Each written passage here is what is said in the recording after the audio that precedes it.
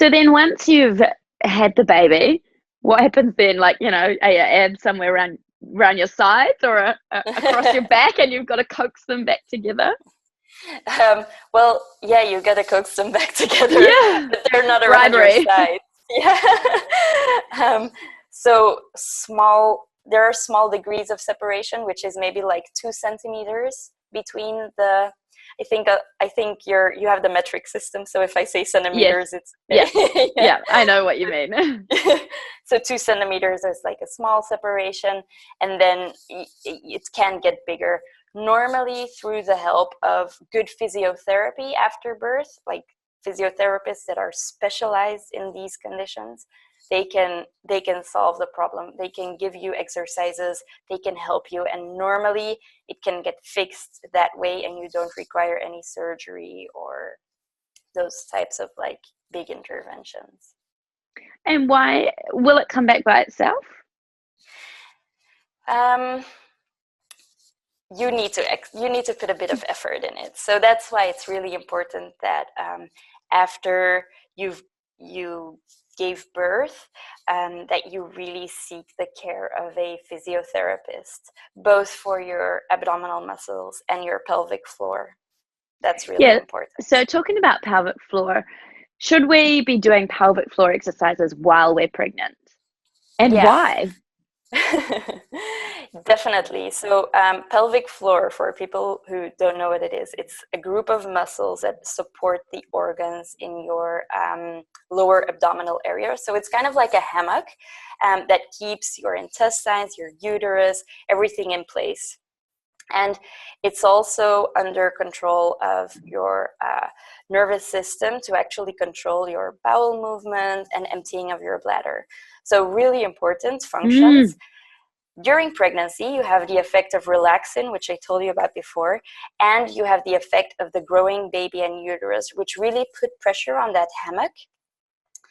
And that's why it can lead to temporary incontinence issues during pregnancy. So for this reason, it's really important to train the muscles. So I recommend doing it daily or every other day, just like squeeze for 20 times per day. And what's important is that you not only squeeze, but you also focus on the relaxation, because this relaxation is critical for birth. If you learn how to relax your pelvic floor well, your birth will and your push phase will go much easier. And how do we know? How do we know how to do that? Is there resources or? Sorry? Are there any resources we can, do you have any resources on your website or in your books that can sort of tell us how to relax it? Yeah. Yes. But so one thing you can do to learn what the feeling is like is when you're on the toilet and you're peeing, you squeeze and you try to hold up, and that's when you squeeze it. And when you relax and let go and start peeing again, that's when you relax it. So you can't do your exercises on the toilet like that because it's really bad for your bladder. But that's something you can do to learn what the sensation is like, so that you can recognize the sensation, and then you just do the exercises in your car, at your desk, wherever. And how often, if we're pregnant, should we be doing once or twice during our pregnancy, or is it like a everyday type thing? Yeah, almost daily would be my recommendation. And it really depends. Women that have a standing profession often have a stronger pelvic floor. Women that did horseback riding or gymnasts often have a stronger pelvic floor, versus women who are sitting down most of the time, don't do any exercise.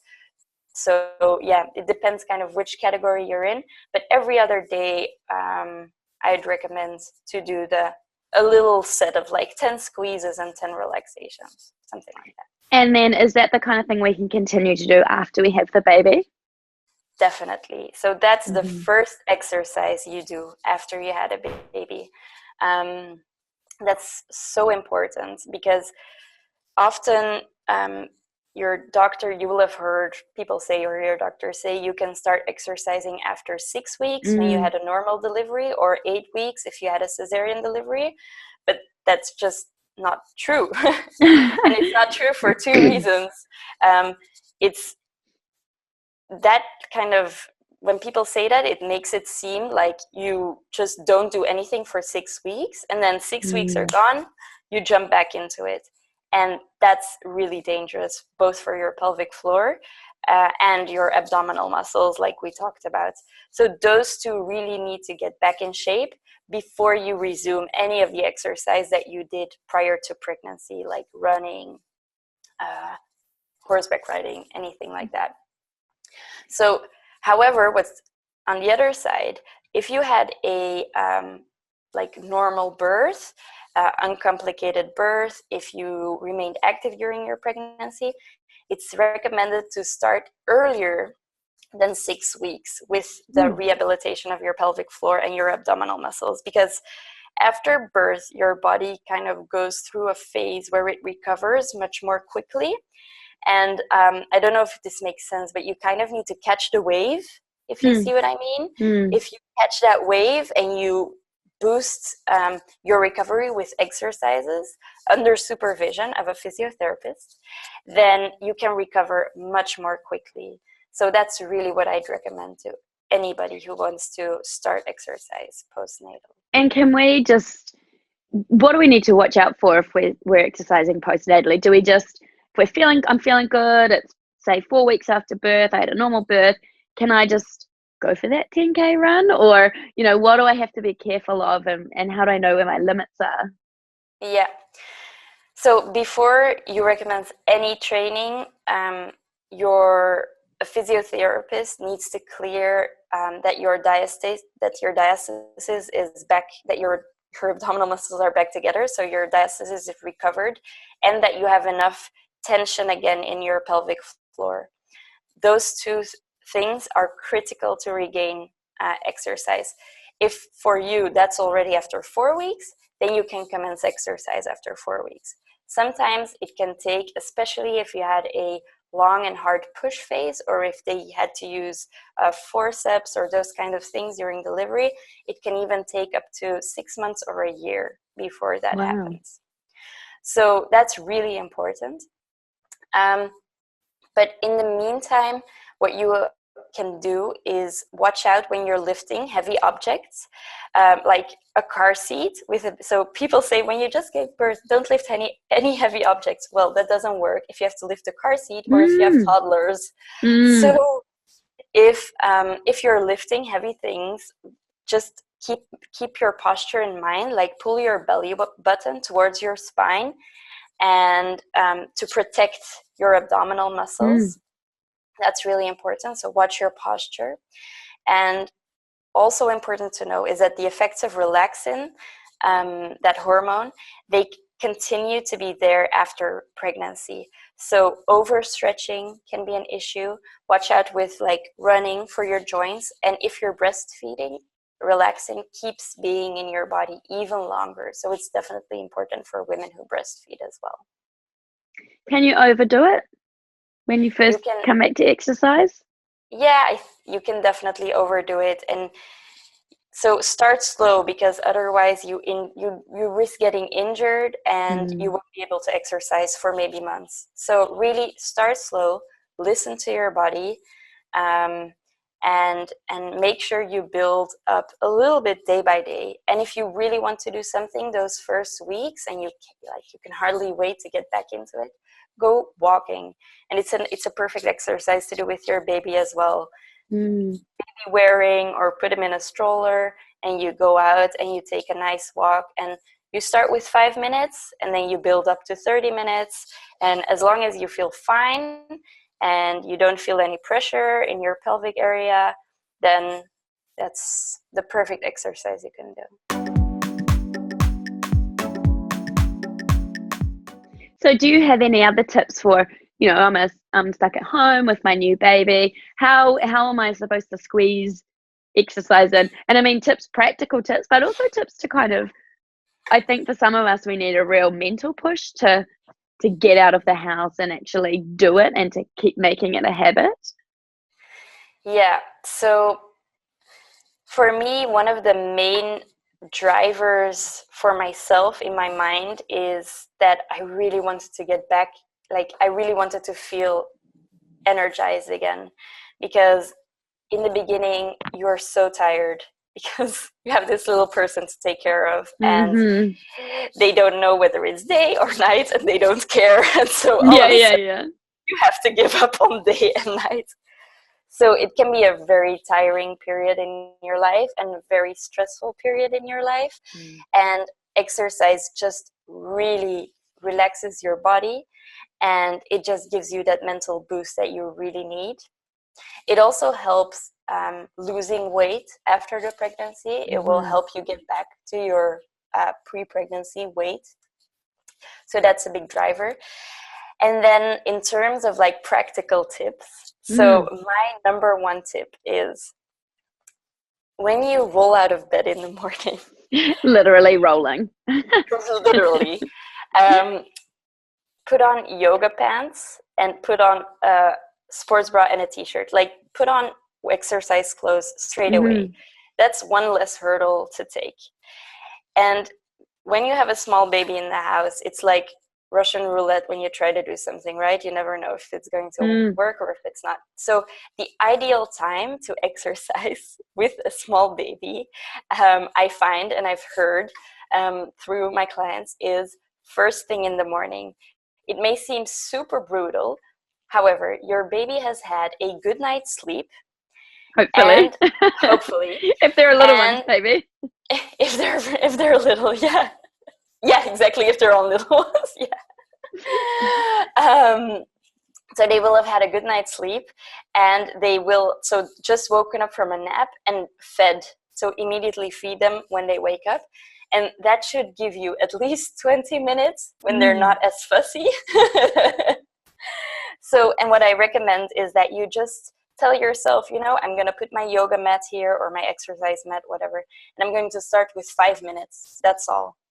And then I guarantee you that after 5 minutes, you will have those endorphins flowing and you will get some energy, and you will stack on another 5 minutes and another 5 minutes. And maybe you get to 15 minutes a day, and that would be great, because you need to manage your expectations. You can't say, I'm going to exercise for an hour twice a week. Yeah. It's that, like with a baby, it's impossible. Just do 10, 15 minutes every day, and that's much more manageable. And my last tip is build a activity station around your exercise mat. So I would put like her little play mat with an arch with some toys dangling there, and first put her there. Then I have the bouncer seat ready so that I can transfer her to the bouncer as soon as she gets sick of that. Yeah, that's awesome. Yeah, so you kind of like distract them a little bit so that there's something, you have a dummy nearby, whatever, anything that works. So those for older babies and toddlers, you could have snacks, and you could have like a little game or a book or a puzzle or something. Yeah, or like a little walker, or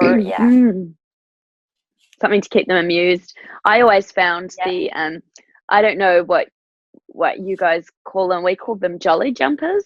It was like a it was like a harness thing. Yeah, and they bounce. They're on like a spring and they bounce. My kids lived in those because they couldn't get out. They loved it. Like, they were being active, I was being active. It was just win-win. Something like that, where your baby's entertained and amused. And